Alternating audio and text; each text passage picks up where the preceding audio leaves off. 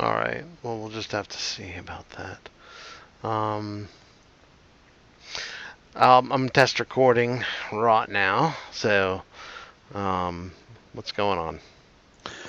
Uh, well, I haven't seen any movies in the last week. I'm saving going out to see The Disaster Artist.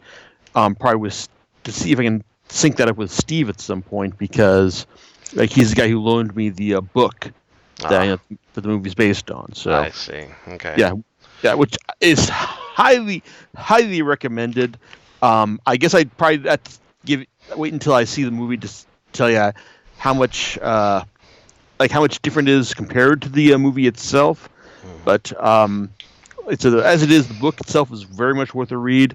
The movie, I've the reviews have been thoroughly positive. In fact, its box office has been, you know, really pretty good compared to like your average art house limited release. And also, I don't know if you've been watching Keep Up with the Nostalgia Critic, but he apparently gave it a small shout out last week as well. So Okay. All right. Cool. Um, no, I watched Red Letter Media did a thing on it, okay. and Oh, so Plinkett came out of retirement, or no, no, no. This is is just he in? this is Is he in? just the two guys. So it's just the two of the crew. Okay. They just did a review of it. And I mean, I get it, kind of, but yeah. I think that their reaction was fine, towards it. So, they weren't glowing about it or anything, but so cool. Glad to hear it. Okay. Hey, Frank, did I tell you that I saw Murder on the Orient Express the last time we talked? Yes, you did. Or Yes, you did. okay, never mind then. I guess the only other thing I have to report about as far as what I've watched is I watched more. Well, I watched the first episode of Star Trek Continues after we talked. Ah, the first one. Okay, yeah. Yeah, and then Hmm. I watched more early today as well. Oh, what'd you think so far? You know, uh, I guess it's interesting. Hmm. It's entertaining. Hmm. It's like up to a point, really, because I was like, it's something it's laser focused on recreating the original series. I mean, down to the look, to the performances, really. Yeah. It's like like as you mentioned. I mean, it's Yeah. probably more so than the They changed the well, doctor, by the way. I just want you to know. yeah. I got to the I got to those episodes too. Okay, all I right, cool. I got to admit I I like the new doctor Yeah, they me got too. Me too. Yep. because it's like no disrespect to the other one, but I guess he's just a bit more nerdy Hmm. than I expect from McCoy. Hmm. So Yeah, yeah. Okay, so continue. Yeah. yeah, so it's like I mean it's like I said it's entertaining, it's fun, but at the same time though it's like they've kind of I mean it's like I said you're trying so hard to replicate like a specific thing in pop culture, Hmm. and it's like I mean like, I guess even more so than the current Trek series, like the current Trek movies. I mean, to the point where it's like everyone on in the movies, like they are kind of trying to replicate your feelings of the cast, the original cast to a certain extent. This one, Hmm. it's even more so, Hmm. No, and it's not really bad, to be honest. no. I mean, it's like I the Mirror Universe episode that was actually pretty fun because you get the feeling that everyone like really kind of enjoyed like being just a bit more evil, especially Hmm. Vic Mignogna as Kirk. Yeah, yeah. Yeah, I agree. yeah. The only catch is that so far it's like the writing doesn't seem to be like like trying to like too much defy expectations. It's just kind of like like slide right into like what you would expect really. So, how far did you get? I'm up to episode 5. The Divided We Stand, the Civil War Okay. episode. Yeah. Hmm. I'll That probably keep watching more. So that I would have to say that um it gets better in depth, especially with the episode with John Delancey in it. I think that one's outstanding, in fact. Um, but and not because of John Delancey per se, but because of the material.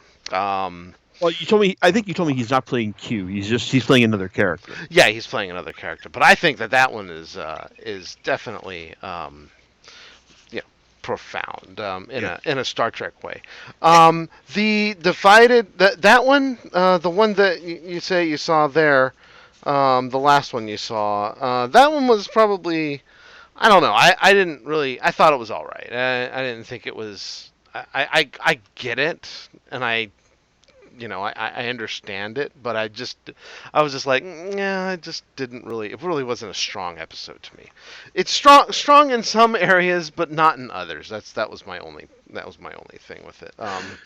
It's not bad, and you know what? It's surprising. Well, maybe not surprising, but when you start telling me the pedigree, I didn't even know the pedigree of these guys. Although I was thinking in the back of my head, man, the name sounds familiar. Vic, that is. I must have seen his name flash by in a credit on a DVD I bought or something like that. So, but so yeah, it's definitely and I would have to say that the first few episodes they have their thing. It's fine. They're fine. I think that some of the later episodes are better. So I don't think that they're all bad. I think that they're good for what they are. And the production quality. By the way, I'm just gonna say, the production quality is insane. I mean, and I know it's like, well, all we had to copy was some weird, 60s sets. But I mean, it's like.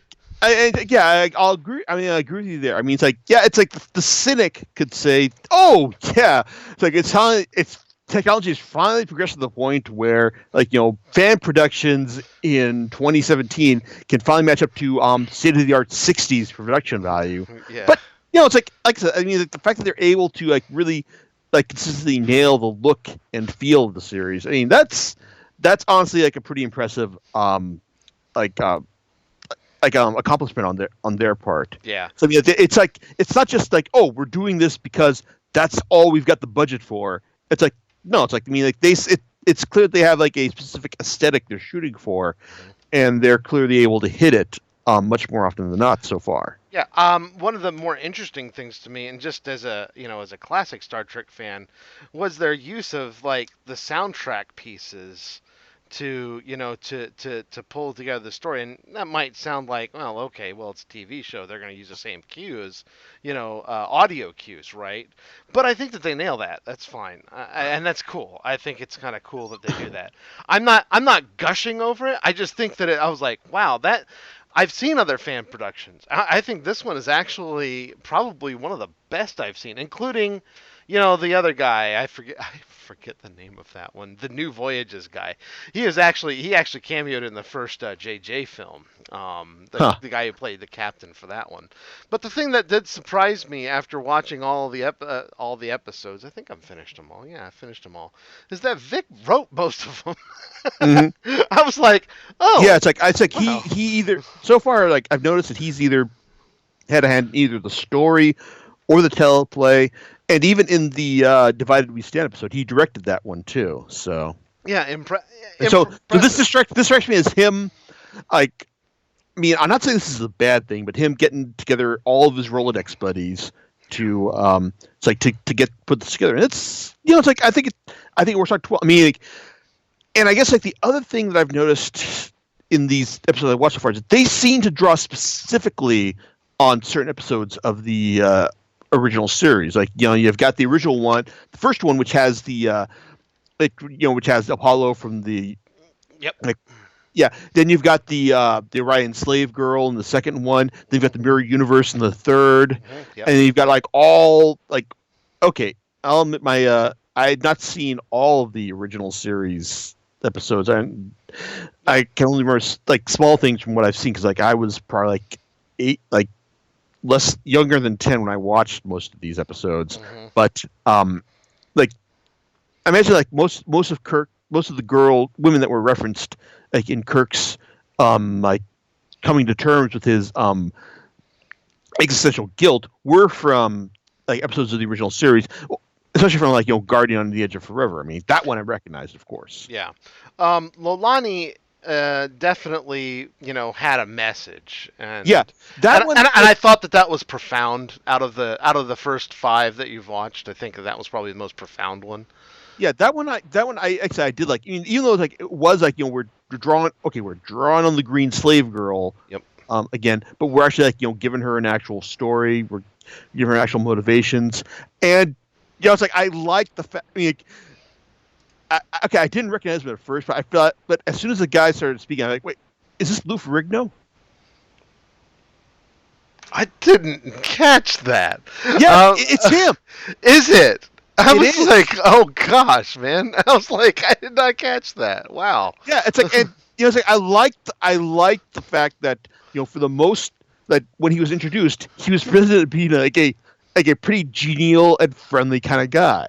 I mean, okay, that all goes out the window towards the end of the episode, but just the fact that like you show that okay, yeah, what he's doing is awful, but just because he's doing that doesn't mean he's an awful person. I mean, that's good moral ambiguity there. I mean, I love the dinner they had with him. Yeah. And when when Scotty calls him out on what he's doing, it's like he just I want to act as an ambassador to your opinions here. So just throw everything at me. Mm-hmm. So I guess it's like I kind of want that's kind of what I want more interesting writing like that. I mean, and I guess as much as I like the seeing everyone act all evil in the Mirror Universe episode, I guess I was especially Vic, because he clearly had fun. It's like being evil Kirk. Yeah.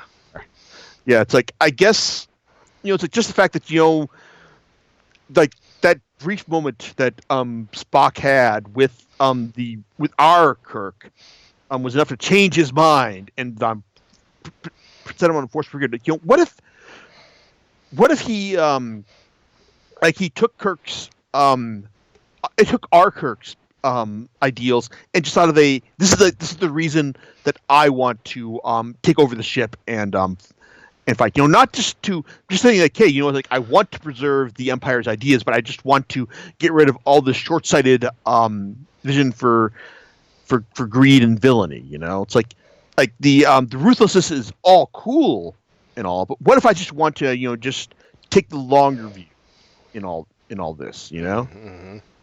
So I guess that's yes. Like I said, I'm probably next time we talk, I'll probably have more to say about these episodes. But Well, next time we talk, hopefully you'll be here. let's see, because that's going to be at Christmas time, so I think we should probably shoot for the I mean, like the next time we talk will be this Saturday if you're coming to my party. Oh.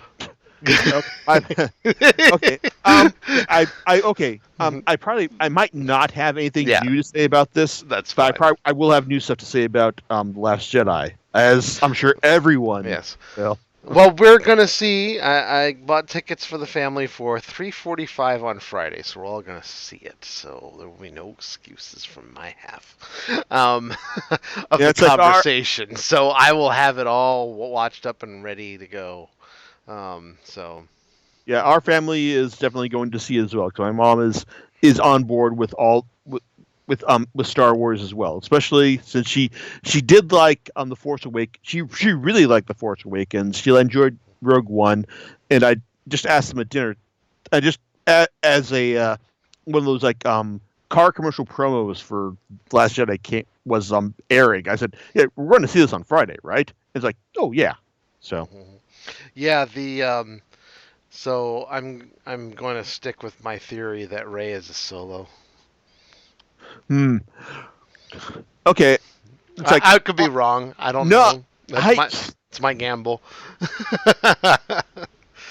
That's no. It's like that seems like the right kind of swerve if everyone is like expecting her to be like like Luke's son, which to be honest, like I wouldn't be too surprised by that. But it's like I I think that's the kind of swerve that like would make sense. Just to trip everyone up. Yep. Yep. I could be wrong. I'm fine being wrong. But yeah. So, yeah, that's. I'm not gonna like expound my reasons, but I think that there's enough. I think evidence for it. So, which there's some. Yeah, we'll see. We'll see. I think that the theory that it's Solo's daughter, I mean, not Solo's daughter, but I'm sorry, that's the one I believe in, but it's Skywalker's daughter, was a theory that I was willing to entertain originally, but I backed away from a while back, so.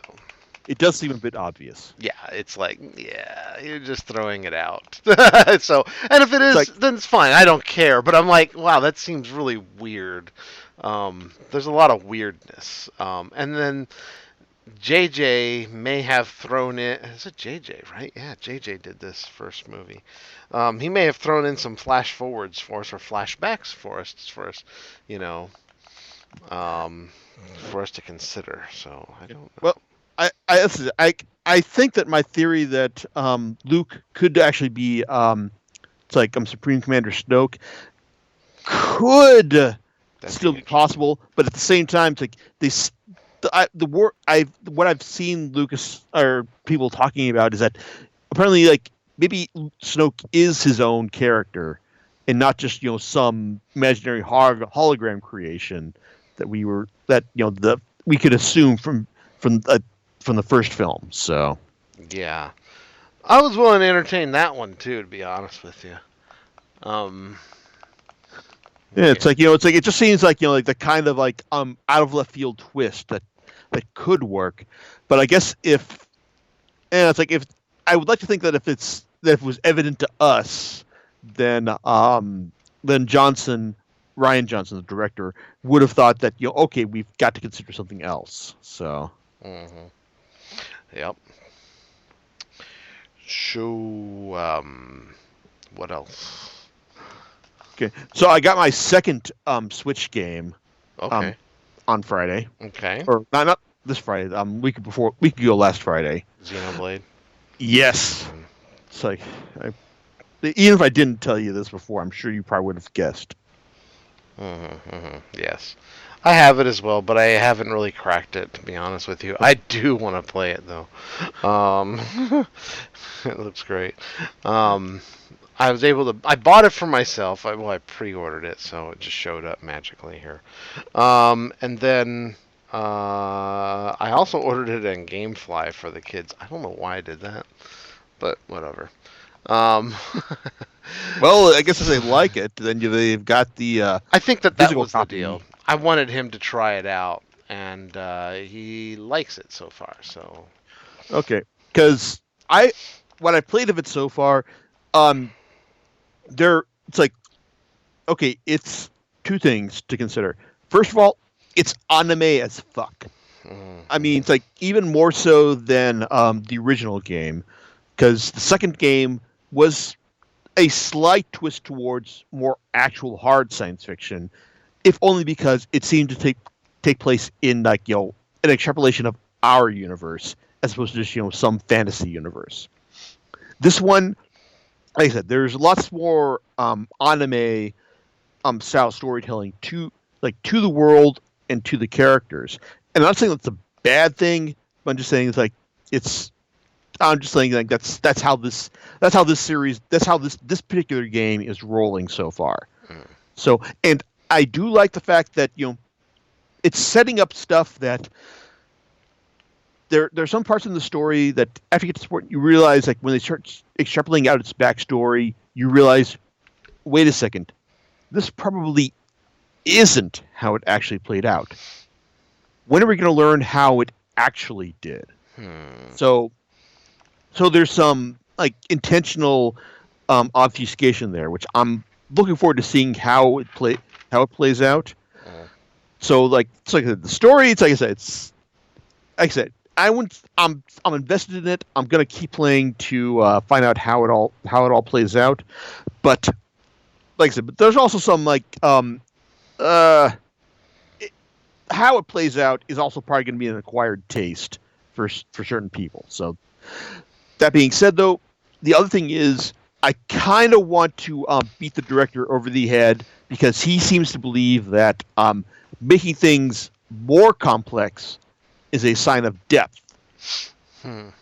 So it's kind of like there was a time last week when I felt that the combat was really, really grindy to the point where it should not take me this long to beat the shit out of a random monster. And it's like, and it turned out that I was just using the wrong character in a way that he wasn't intended to be used for. But now it's like I've got a better handle on the it's like on the combat. But at the same time, though, it just kind of feels like it's like combat doesn't feel quite as snappy as it did back in the compared to the original Xenoblade and also Xenoblade Chronicles X. So there's that, and because there's this one seems to okay while I mean the first one Xenoblade Chronicles did a good job of just like automating a lot of the of the basics of combat, and then letting you for the harder monsters to choose which combat techs were employed in order to beat them down at a certain point. I think that worked pretty well. For X, it was kind of the same, but they seemed to but they also wanted you to consider what kind of classes you were and what kind of skills you had available to you, because your character was like the jack of all trades. He could use any class, any skill, as long as he was spec to it, and it's just a matter of just what your other party members were in order to complement that. This one, like I said, it's really tricky to find out.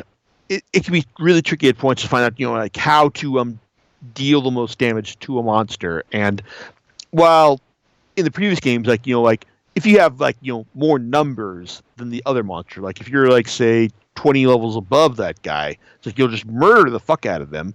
This one, there's there's still a certain amount, a decent amount of challenge to be found there. So it's like I said, it seems like, I mean, on one hand, I realize that the director has gone and tried to add more depth to it, but it seems like it's a lot. Like I said, it's a lot of complexity that just feels like a much more of a pain in the ass. It's like at certain points than it should be. So, I mean, and also one of the things I noticed about the sequel is that I think that one of the reasons they were able to get it out as soon as it is because the world is much more modular compared to the previous games, to the point where you are exploring titans in a great cloud sea as opposed to one continuous landmass. Yeah, and also it's also worth noting that I haven't tried this out myself, but apparently the game, the discrepancy between playing it in handheld mode on the Switch versus playing it in docked mode is pretty significant. Really? Yeah. You probably want to look at the Google Digital Foundry, which is Eurogamer's crack tech team.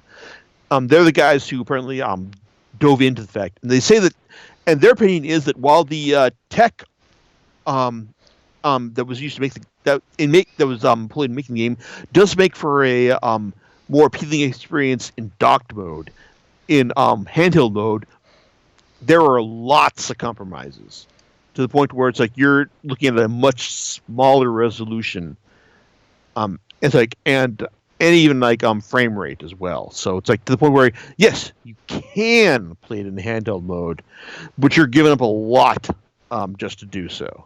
I understand. Okay. Yeah. Good to know as a aside.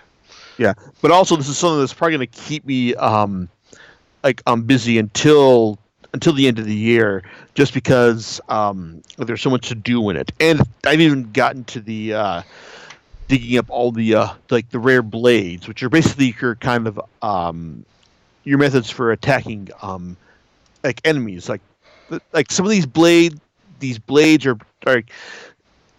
some of the reviewers have noted that they're kind of like similar to a like certain anime trends, like say the stands in JoJo's Bizarre Adventure or the servants in the Fate franchise. Interesting. Yeah, and the thing is though, is like there are two kinds of blades. I mean, there's common ones that you can get using that you'll get using the common blades like cores you'll get from fighting monsters, or even some of the rare ones that you'll get from fighting monsters as well. God damn it!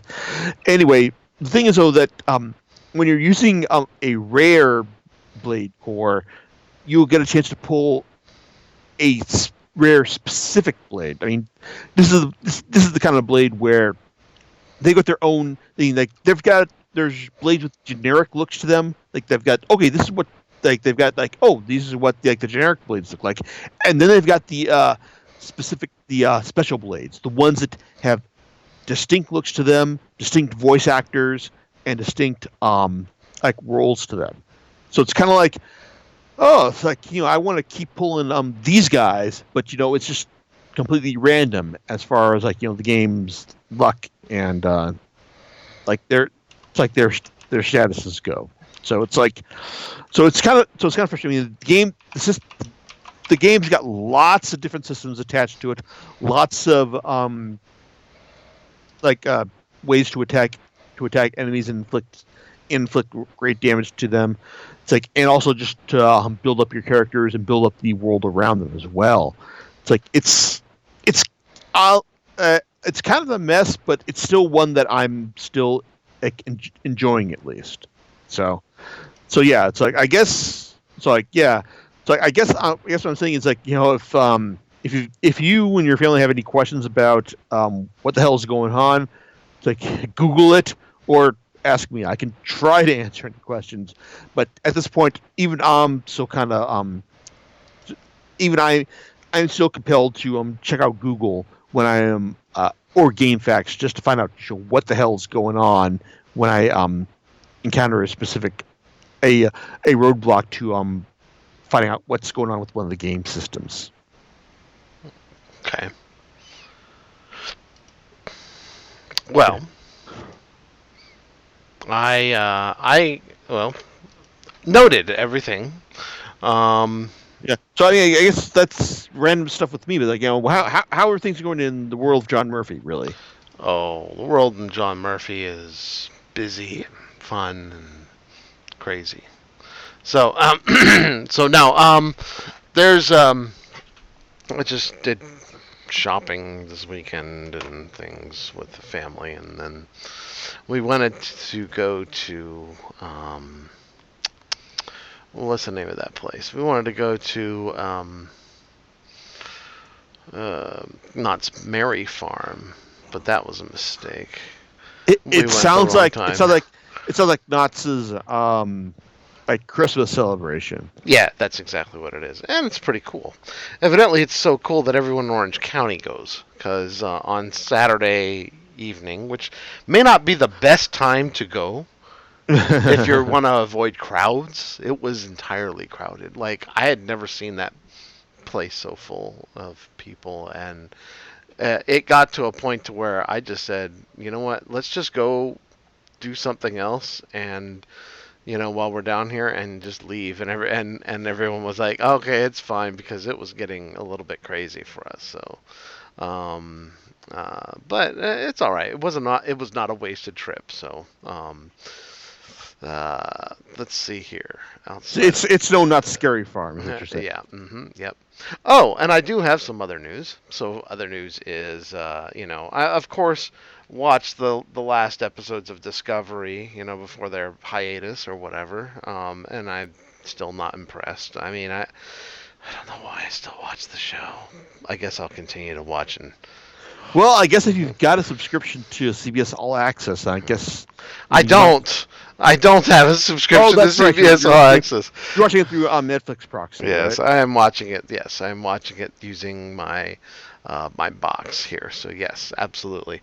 But here's the thing. So, um, that's that. The Orville, though, because I don't want to talk about that anymore. I'll say this. I'll just say that I will. Uh, I think it's. I don't even think it has potential, to be honest with you. I mean, just so many things just reek of like Wait, are how we talking about like Discovery. Discovery? Okay, So okay. Discovery, and you'll probably hear me bitch about this on Saturday to Sebastian, but I don't like Alex Kurtzman that much, and I can see his fingerprints on this show. I mean, I just I believe I mentioned this to you so about how like I doubt that Alex Kurtzman is like the kind of guy to it's like to make Star Trek great again, for lack of a better term. ooh, yeah. So yeah. No, he's not. And when he does it, he at least I think with J.J. Abrams in the movies, at least that first Abrams movie. is nothing if he is a great filmmaker. He's probably not a very original filmmaker, Hmm. but he knows how to make old stuff entertaining, if Hmm. nothing else. Yeah. Um. The problem is And like something like Kurtzman is the guy who's applying with all this old stuff. So please continue. I'm sorry. yeah, no, no, no, you're fine because I mean, I know what he's going for in those movies, and I didn't care. It was sort of well, I kind of cared. I mean, I thought that the execution, I thought that not the execution, but just like rehashing things in the second movie, the Into Darkness movie, was just it just didn't it didn't sit well with me because I'm just like this is not great at all. I enjoyed the first movie. The second one, I enjoyed the third movie the best out of the three. So You need both. I was just like, yeah, that's fine. I like that. That's good to go.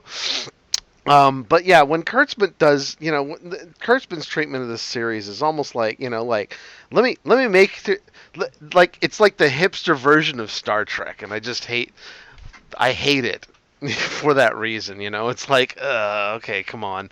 I'm beginning to understand a lot of things after watching this entire season, or a half season, if you will, about how they're doing things, and I just think that like and my argument is that Star Trek, not the movies per se, although I enjoy the movies, I'm talking about television, Star Trek television.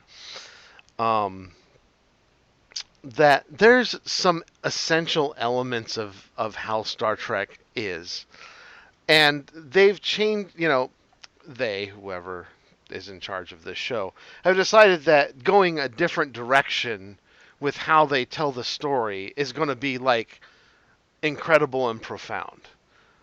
By making it episodic, making it very, almost Games of Thrones kind of like, just kind of going, having this one long, almost like Battlestar Galactica. Now, Battlestar Galactica did it way better than Discovery, but I see Discovery as having an identity problem because it's trying to be things that it's never been before and thereby not really succeeding in doing those things. Does that make sense? It sounds like you're saying that it's following trends instead of setting them. Yes, that's exactly what I'm saying. I am saying that, it doesn't feel original to me. It doesn't even feel like Star Trek in a lot of ways. And I don't care for it, therefore. And I don't think a lot, and I know, I don't think, I know that a lot of fans don't care for it either, like Star Trek fans. There are certain elements. It's like, okay, we could have done things a lot better than we did in this show, and this show has some egregious continuity errors because of where they put it in there. But I don't think that they actually care.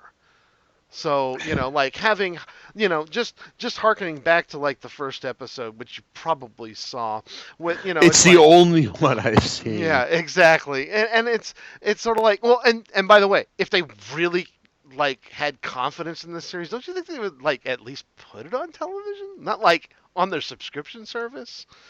I mean, are they afraid of something? I mean, I I don't get well, it. If it's supposed to be some great show, why are you putting it on your subscription service where it's not going to reach as many people? okay. okay, okay. I'm going to play devil's advocate for a second Go for because, it. on one hand, well, I mean, yeah, John, you're absolutely right. I mean, like, why not put Star Trek on? It's like on your major network, like if you have like absolute confidence in it. Hmm. But what if your main goal in creating a new Star Trek series was simply to grow your subscription service? Yeah. What if you were simply trying to leverage one of the most passionate and dedicated fan bases, like in geek fandom, like to sign up for your subscription service, which at this point has like to be fair, like nothing but shit that you'd be interested in as far as you're concerned. I mean, like, are you thoroughly invested in all the NCIS spin-offs that they've got going, that CBS has going, John? Are you really, man?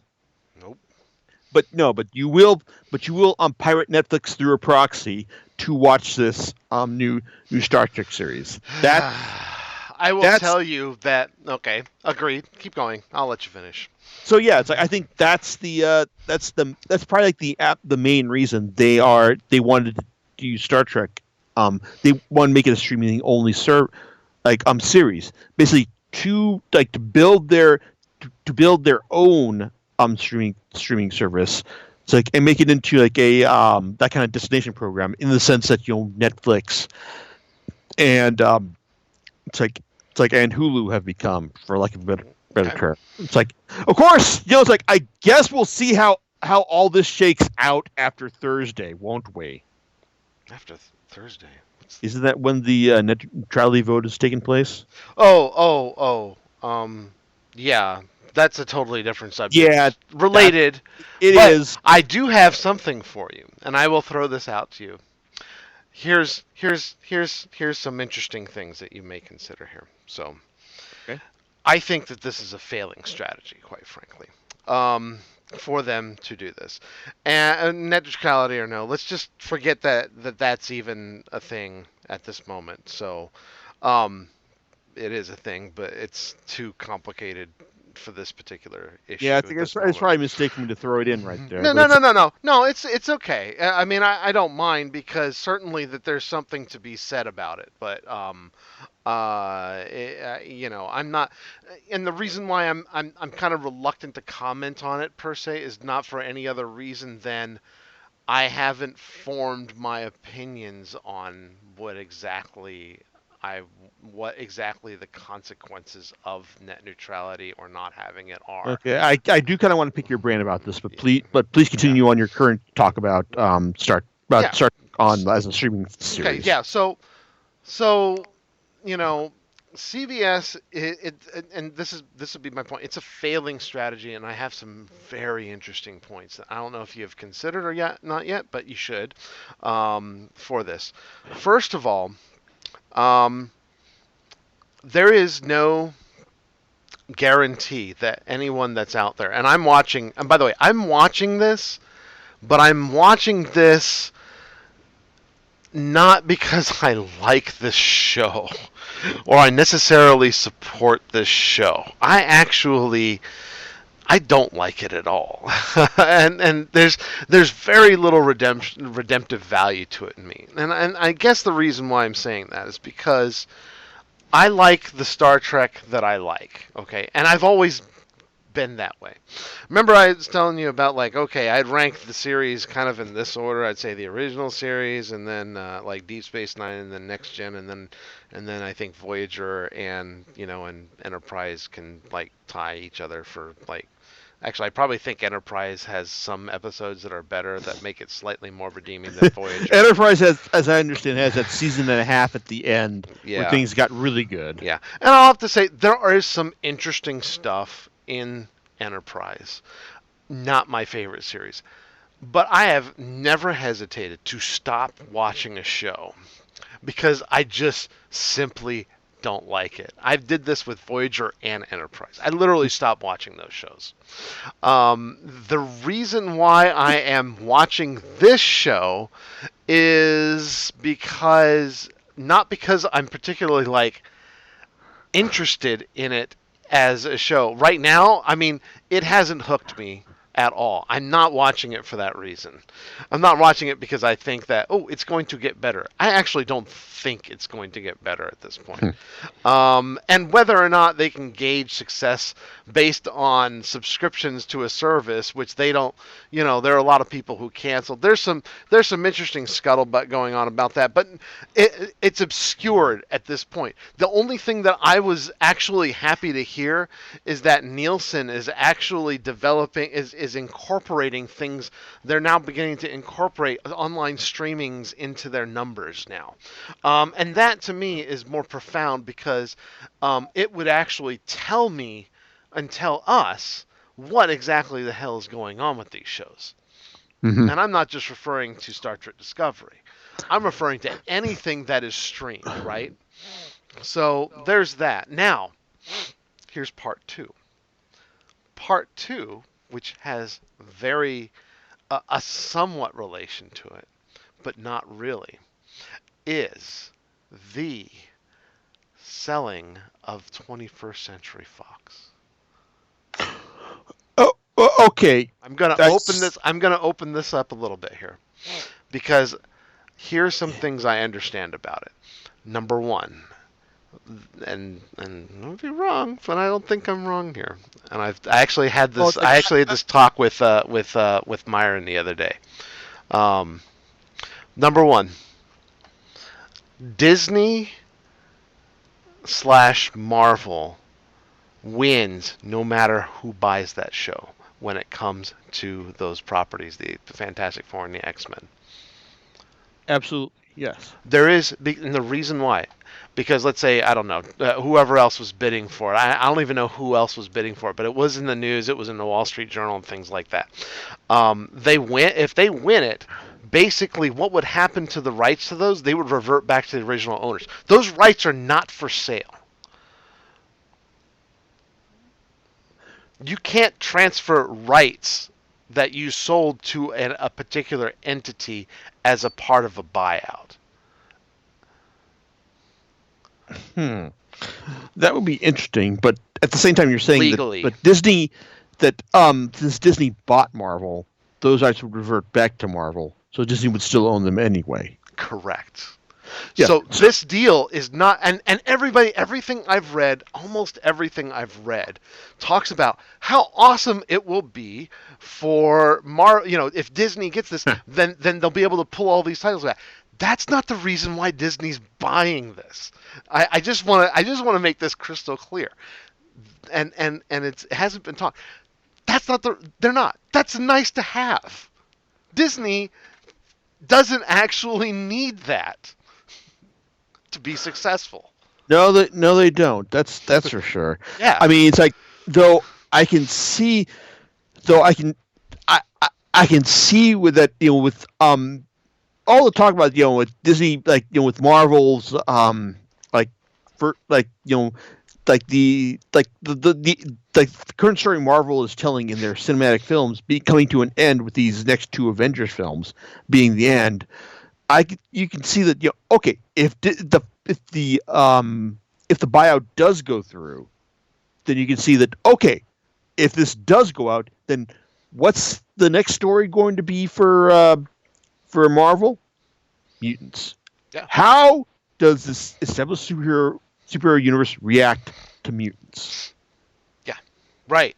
There is this, I mean, there's so much optimism from everyone, and I feel it. I'm like, oh, it would be awesome.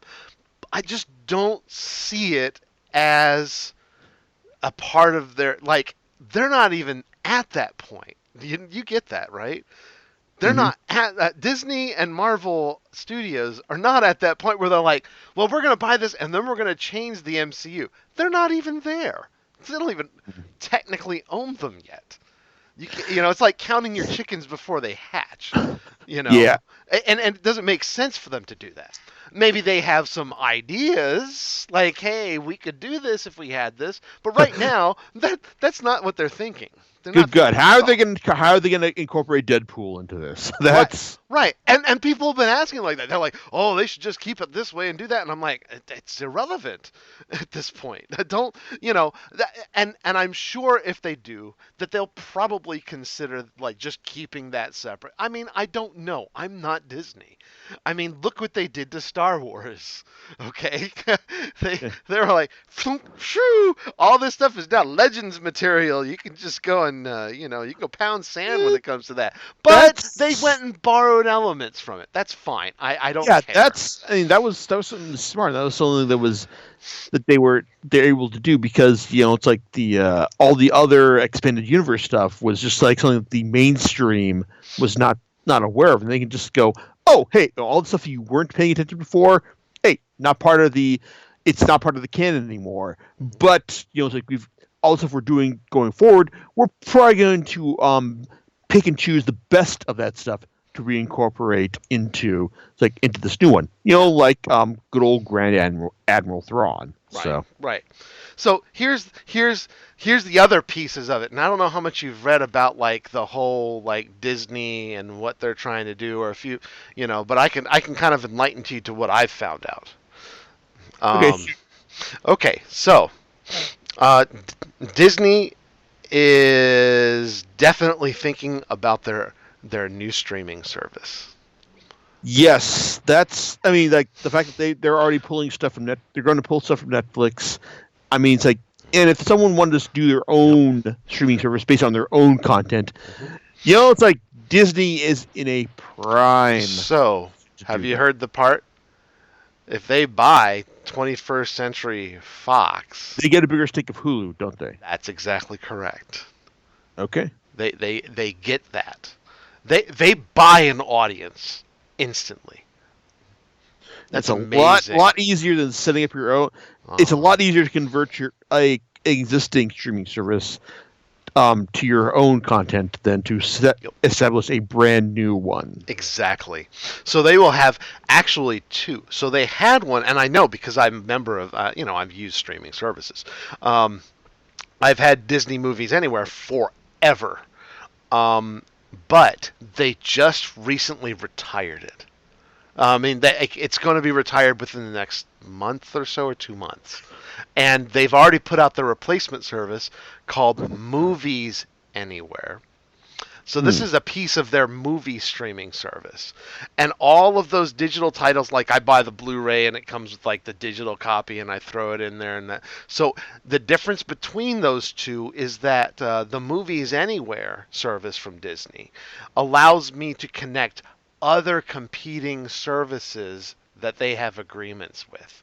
So now I'm able to, no, I've already done the conversion. Not only do I have all my little Marvel titles, not only do I have my Disney titles, but now I have my Universal titles. I've got some other titles. I'm like, oh, this is kind of cool. So now I don't have to go to too many places to watch all of these, these license, the what do you call it, the digital copies of. They're all in there now, pretty much. And I've linked them all together, so that's cool. So add that plus Hulu. Disney's looking at a pretty interesting strategy when it comes to streaming. Yeah, it's like it just comes down to the fact that Disney has, kind of like how Nintendo, Nintendo by itself can put out a like a series of games that are absolutely worth owning. Just picking up a new system just to play these games. Like Disney has like this entire library that like whatever streaming service they decide on, it's gonna be worth picking up because it's like and like I've seen people say that this is gonna they're gonna be like a lot really lazy after this point, and that could happen absolutely, but I don't know. I like to think that Disney is just ruthless enough to realize no. It's like until we own everything, like if we have 100% of all the eyeballs, we're going to put out superior entertaining material until that happens. Yep. They So are really vying for the space.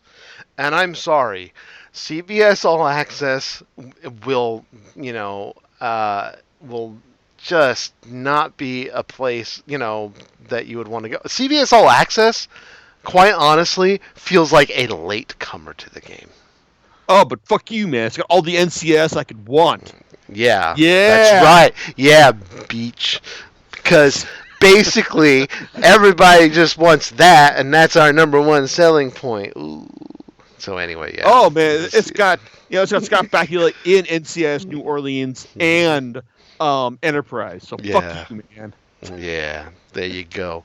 But see, it's just I don't see it, and so I think you throw it all together and you add it together. It's like, well, if people are gonna have pay for service. By the way, I pay for Hulu without the ads, and I prefer it that way. It's a perfectly fine service, that way. Yeah, I get to watch the episode of the Orville that I just saw, a day after a broadcast. I don't care. It's fine.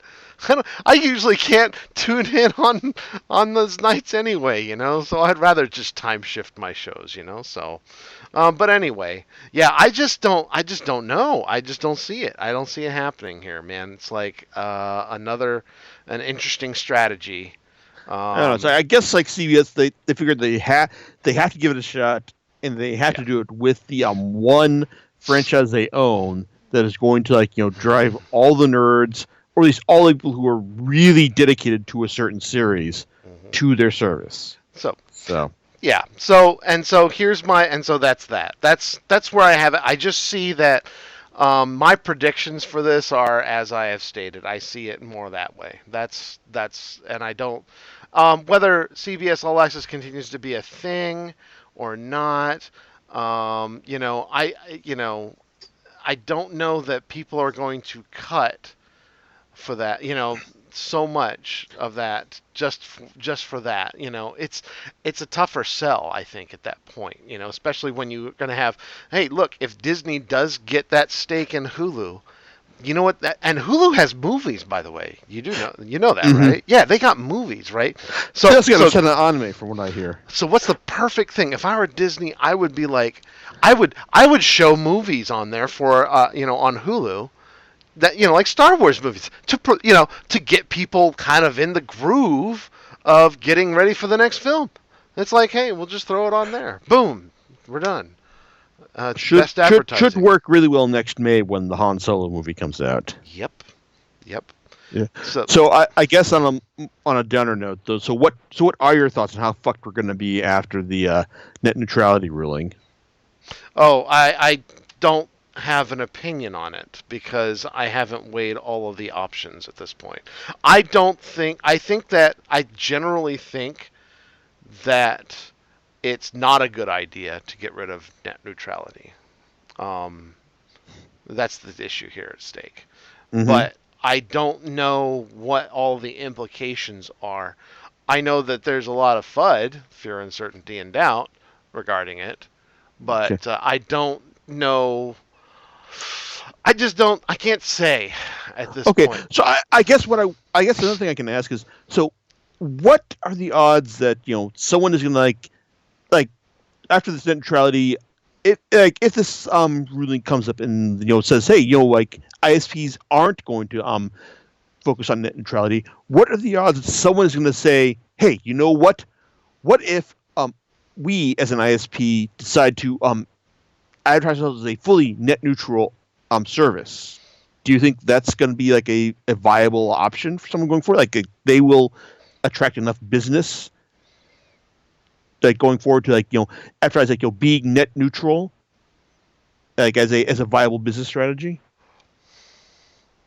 I'm trying to understand your question.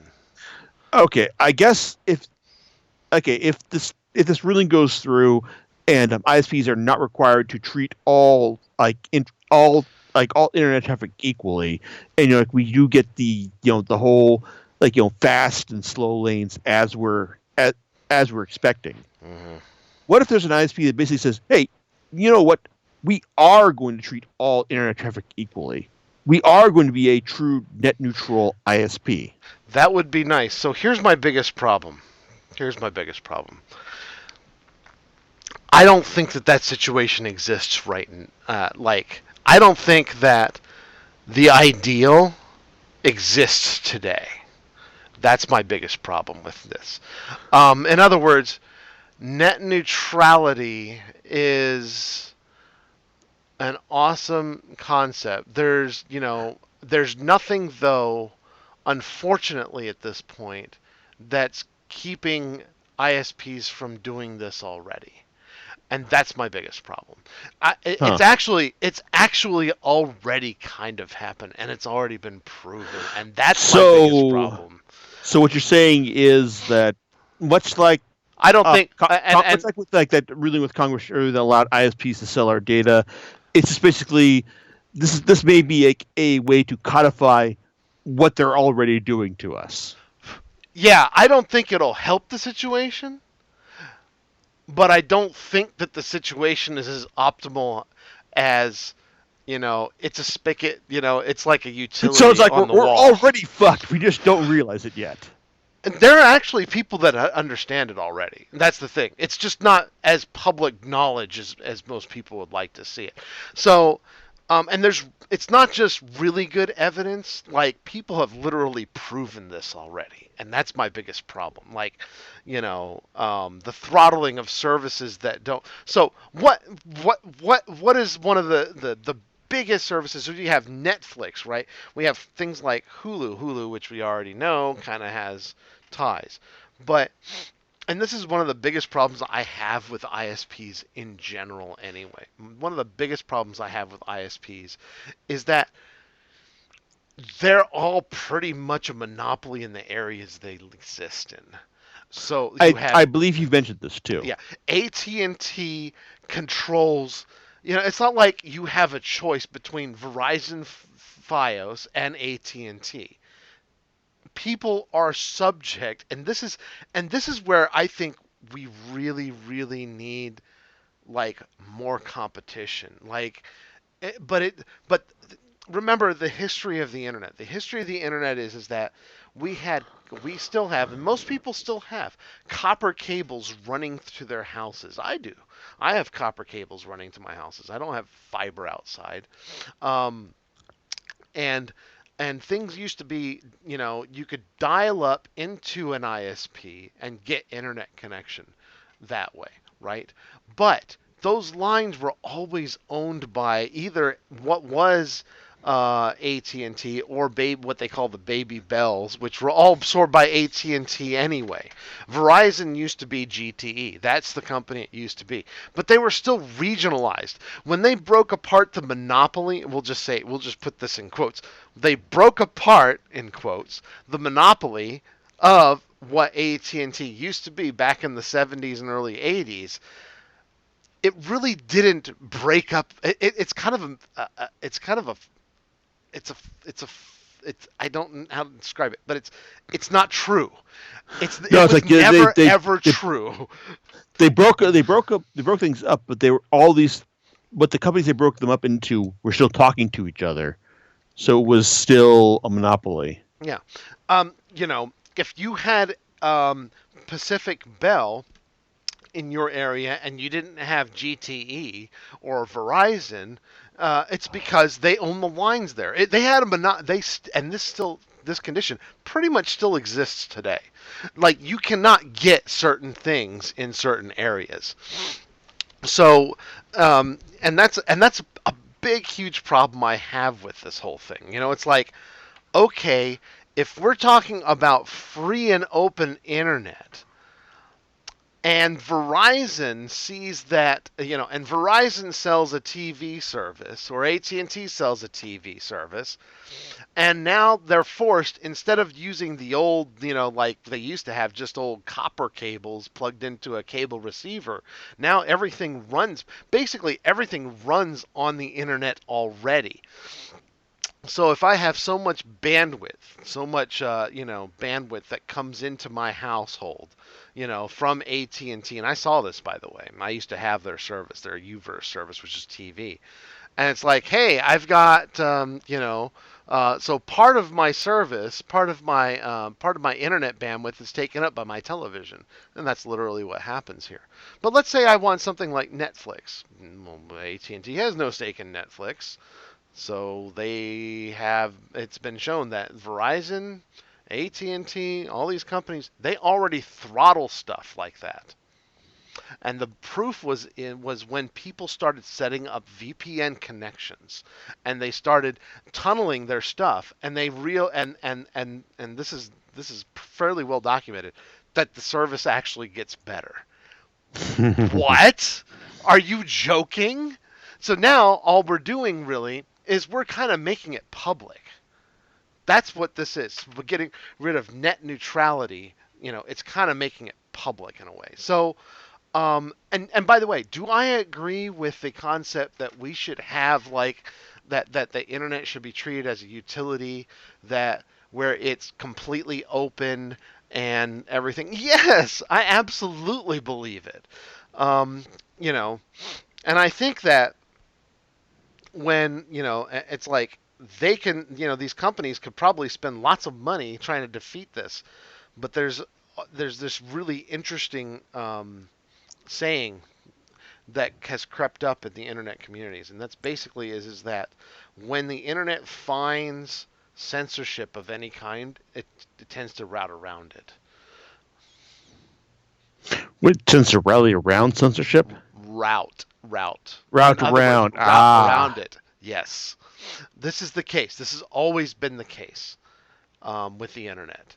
So in a lot of ways, I just don't see. I see it as yes, being potentially bad, but B also I see it as there's going to be stuff that is that will defeat it. So Okay. VPNs are already a part of the solution, and it's like, okay, well, then they'll stomp down this and they'll stomp down that.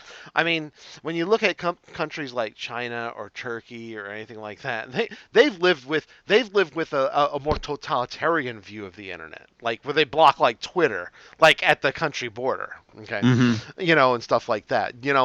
Where Turkish citizens are, they're hanging out the DNS server, on big banners of Google, saying, hey, use this, and then you'll be able to route around it. So it's just the nature of the internet, and I think the nature of people to figure out how to get around this crap. So Okay. I If think that that's happens, okay. In that case, like I'll have to put you in touch with my dad to find out how if things do get bad enough to like how to make sure their Netflix subscription still remains viable because they're most like they're probably watching The Crown like as we're talking right now. yeah. So that's my 2 cents right there, and I don't think it's good. One would think that it would, that something good might come out of it eventually, but it will be, I think of a revolution in the internet as being something that needs to be more ground shaking than what we've experienced, um, in the Or it's like last more 10 years. beneficial, really. Yeah, absolutely. But I just see that it's gonna change things. So I don't care about net. I do care about net neutrality, but I also don't care about net neutrality Right. because I do see. I understand the arguments in a lot of ways, and unless I've seen anything else that says it otherwise, I just don't believe in the like it's going to end everything. I am absolutely anti corporate, big corporations. I don't care who it is. So it's just because and giving them that much control. I mean, look, you have Time Warner Cable. Good grief. I just Time Warner, I mean, like, I'm just talking about two big companies right there. Like, they're basically one company. They've got so many. It's just disgusting, really. So, and yeah, I do think that as much as this is another reason why Disney is hopping in the game as well because they also see the dollar signs. Like I said, I just don't see CBS as being like a huge player in any of this. On the other unless you side, I'm just like, unless you, wow, you guys are really late to the game. unless you absolutely positively have to have your Star Trek, at least until Disney buys that as well. yeah. You never know. Could. Yeah, it's like that's certainly a prospect, something that could happen in the world we live in. Hey, at least in 80 years, when when the when it's supposed to revert into into the what do you call it, public domain, that Disney will probably try to stop it. They're going to keep extending that as Yep. indefinitely as Yep. far as they possibly By the can. way, that's a totally different study, and but I'm not going to talk about that right now because that's fascinating. Mickey Mouse is a fascinating creature when you're talking about like extending like public domain and like the rights of a character, because he's like textbook to me. Um, Yeah, it's like he's the reason like public domain keeps getting extended. yeah, So, and by the way, do I agree with that? hmm. What do you Well, what do you think? I guess I would think. I technically don't agree with it. I don't think that companies should be allowed to extend their control over something like that for that amount of period of time. I think it's kind of wrong. That's my personal opinion. I could change that opinion, but I generally don't think. I think things should go to public domain in order to increase our and to make things better. I think that artists should have a chance to do parodies without fear. I think that I these think things should go out. the idea that like, hey, it's like someone like like maybe Disney would be that could do more interesting things with Mickey Mouse if they had other people competing with them for eyeballs in that regard. So, Absolutely. so I understand creative licensing. I do get that kind of stuff. But there is also, I think there's a limit to, and it should force creators to make new stuff. I don't know. 60, 70, 80 mhm. this year. Star Trek's 50 years old, so you got 30 more years. Anyway, so, but yeah, that's it. Like I said, interesting study. Not willing to go through that right now. But what I would like to tell you about are the last two episodes of The Orville that I saw. Okay, actually, Oh yeah, hold on to that. I got to use the bathroom real quick. you got it. And also, have you seen the trailer for Battle Angel? No, I have not. Check it out because like as the next live action anime we're going to be getting, that's from like from Western civilization. Mm. It's like it's worth a shot. But let's say there's one thing in the trailer that it's like there's a lot of stuff in the trailer that suggests okay, clearly these people have seen the source material and are familiar with it. And I kind of like to see what they do with it. There's also one thing in the trailer that I look at and I think, why are you doing it this way? This is just frustrating. Okay, anyway, I'm gonna use the bathroom. Be back in a second. All right.